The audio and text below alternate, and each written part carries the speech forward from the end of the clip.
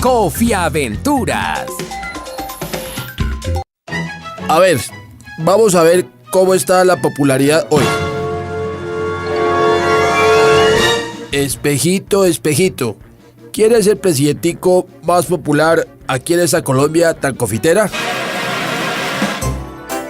Querido presidente, gran popularidad ostentas, crujen los cielos cuando te presentas. Sin embargo, hay alguien que en el corazón de los cafeteros os supera.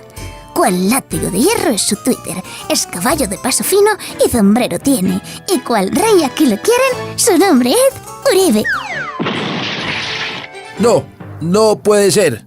¿Otra vez ese rufián quitándome la cima? ¿Cómo van a preferir al montañero que dice lechita y niñitos? No puede ser.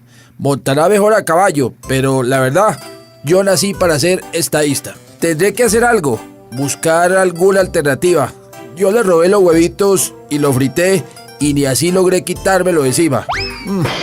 No está fácil.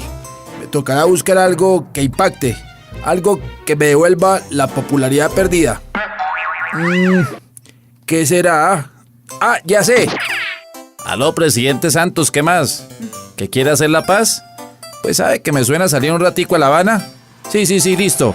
Mándenos un avión y allá nos vemos.